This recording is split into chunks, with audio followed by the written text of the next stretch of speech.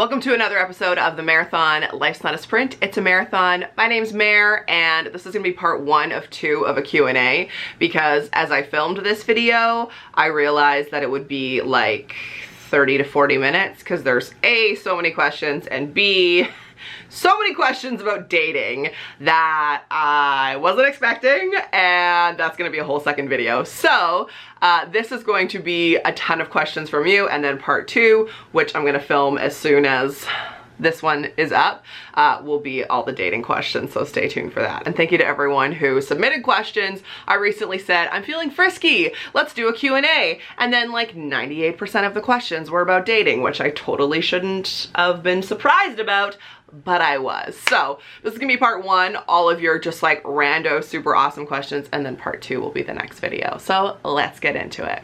Heather asked, what's something people will be surprised to know you do / enjoy? Ooh, oh yeah, I should also say I never think about the answers to these questions because I like them to be authentic. I don't know, I vlog my whole life. Is there something that you would be surprised to know I enjoy? Like Broadway shows? Is that surprising? I don't know. I think I would pretty much show you everything.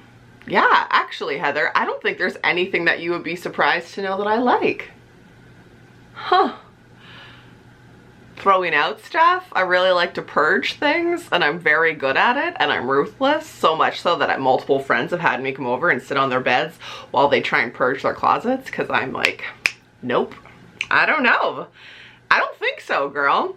Becky said, do you budget? If so, any tips? I don't have a very strict budget, but I also think that I'm just at an age now where I kind of just do it subconsciously. So every month I automatically have money put away. I have investments. I have like an RDSP for Thomas. I have RRSPs. I don't really get a lot of Starbucks. I really only eat out on the weekend. I don't drink out a lot, if that makes sense. Like if we're gonna go out, I'll have a few like pre-drinks and then a few drinks out, but like I've never spent a ton of money on drinks out. I don't know.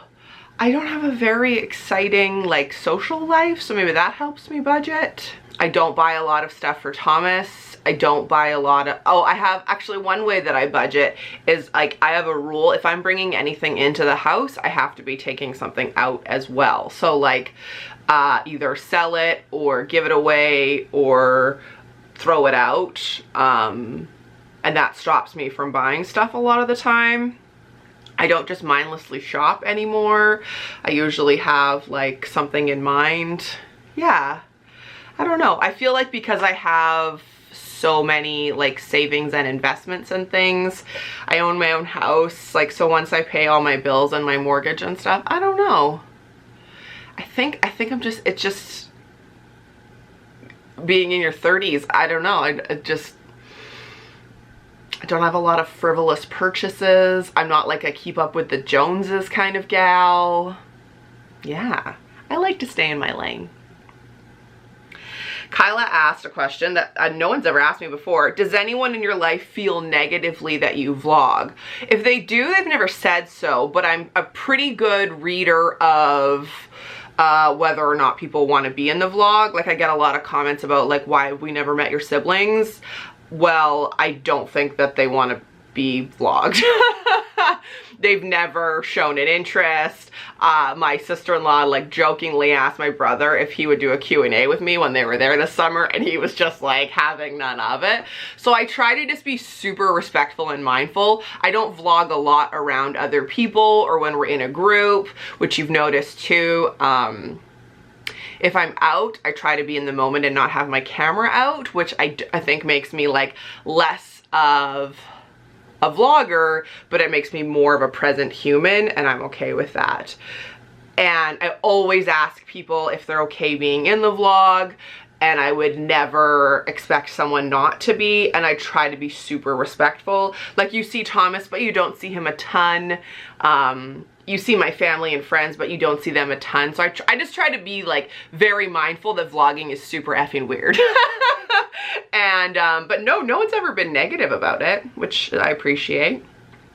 I think they think it's weird, probably. Prudence said, what's an irrational fear you have? Bees. Bees. That's one thing that sucks about living alone, when a bee comes into my house. Like, oh, really, like, suck it up and figure it out. Yeah. That's irrational.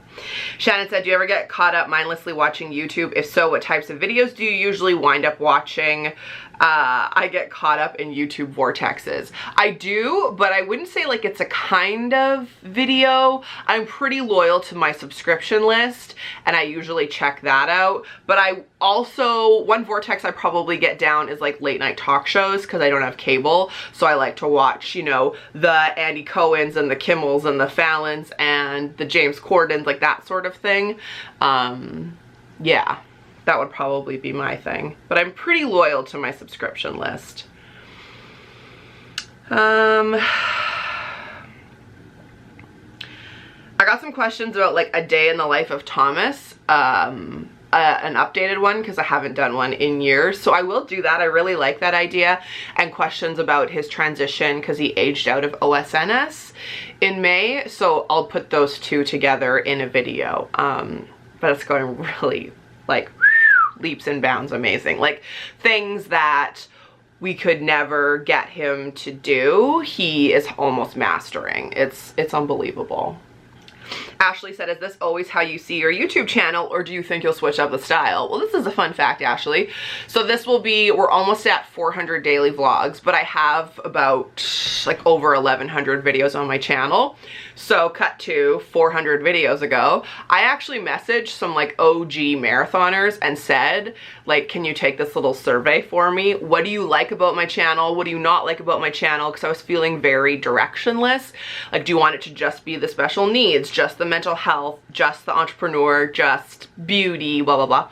And everyone was said just like, we like it all, do all the things. And that's why I daily vlog, so that I can talk about multiple things in my life and never feel like I'm going off brand, and that's just not me anyway. So yeah, I don't know if this is always how I see my channel, but I just get so much joy out of it. I'm not doing this for financial reasons. Like, I definitely spend way more on my channel than I've ever had in return, but I just love it. Like, this is my hobby. This is what I do for fun. This is what I do for a creative outlet and for joy. And it's brought me like exponential, infinite amount of love and experience and community.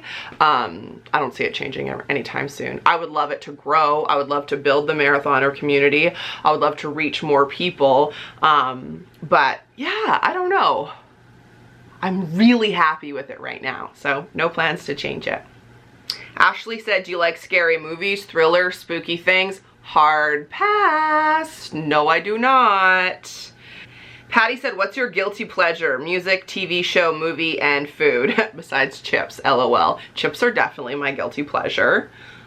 Well, I love Queer Eye, but I don't feel guilty about it. Can't wait for season 3. Music and like YouTubers that I feel maybe I'm too old to enjoy, like the Zoellas and the Alfie Days and like the Kaylin Nicholsons, who are like 10, 15 years younger than me, but I just love their channel so much and support them. Music wise, like Ariana Grande, who I'm probably way too old to love, but I flipping love her new album Sweetener, and I love Todrick Hall. I feel like maybe I'm too old to like Taylor Swift, but my niece and I danced our asses off at that show and loved it. Maybe you'd be surprised to know that I really like rap, like the Jay-Z's of the world, the Nicki Minaj's. Like, one of the funniest stories was when I was doing the morning show with Farm and he borrowed my car to do a Tim Hortons run, and Nicki was on, and he came in and it was just like, I have never heard such language and vulgarity, because it was definitely not the radio edit. Patty says, country music is my all-time favorite. Which country artist have you met that seemed the most genuine? Megan Patrick this past summer at Rock and River was so incredible. She really stood out to me. Brett Kissel, he's also a Canadian country artist, and he was like, we were old friends. He was just so genuine and appreciative. Yeah, those two for sure are recent ones that stick out, ones that I met this year. First artist I ever met in any genre of music, I don't know this for sure, but the big one that stands out in my mind was Jan Arden. I met her probably 10 years ago, and we did a meet and greet, and meet and greets can be the most like robotic, I don't want to say inhumane, but like impersonal experiences where they're just like, nice to meet you, nice to meet you, nice to meet you, like don't touch me, don't look at me, like pose for the photo. But Jan Arden walked into this room, it was when she played the SOEC very early on, and she just like lit up the room and was laughing and joking and so generous with her time and so lovely. Again, like very Canadian in that it was like we knew her, like we were friends. Yeah, so she definitely stands out for sure. First artist that I can think of that I met. James said, how do you overcome being sleep deprived? You be kind to yourself. You take anything off your schedule that day that you do not absolutely have to do. You are kind to yourself. You're kind to yourself. You do what you have to do. You are calm and almost like not even acknowledge that you're sleep deprived. Just like, I'm gonna do what I need to do. This is only one day. I'll be able to rest tonight. I find if you get yourself amped up and upset and angry, it just makes it a million times worse. You can schedule in a rest, even if it's not a nap, like a lay down. If you can, like, order in, don't make dinner, like just do what you can to make it the kindest day possible and know that it's only one day. And if you're having a hard time with your sleep, I really encourage you to watch a video I posted last week, which is called How I Gave Up Sleeping Pills. And it is the story of how I now have the best sleeps that I've had in, I think I said 5 to 8 years in that video, and that is no exaggeration, like before Thomas was born. I am having the best sleeps. So I hope that that helps you. Prudence said, what really makes you laugh? And I really had to think about this. Someone also asked, like, when was the last time you laughed so hard you cried? And I don't remember, so that's not a good sign. What makes me laugh? Right now I'm listening to Kathy Griffin's, one of her books that's making me laugh out loud for sure. People who are like authentically open and hilarious and not in a mean way. But I love to laugh. So, and I like openly laugh and like easily laugh. This is from Channy Mary 01 asking how my grieving is going, which I thought was a really nice question. Honestly, good. Yeah, I have been feeling quite good. I still have my days or my moments or whatever. Especially like if something's difficult with Thomas, or if Thomas reaches a milestone, that's when I'm really like, oh, I wish you were here to see that. But good. Yeah, thank you for asking. It's something I know that will always be with me. In fact, filming this video today is the 16th anniversary of my dad dying, and every year it gets easier, but every year I still definitely take a pause and think about him, and as I do throughout the year. But thank you for asking. It's weird to say my grieving is good, but I'm definitely in the best place I've been so far, especially now that we're through the summer. So that's it for this video. I told you it'd be super long if I included the dating answers too. So this is part 1. Part 2 will be up tomorrow. Thanks for watching, and thanks to everyone who submitted questions. Life's not a sprint, it's a marathon, and I'll see you in the next one. Bye.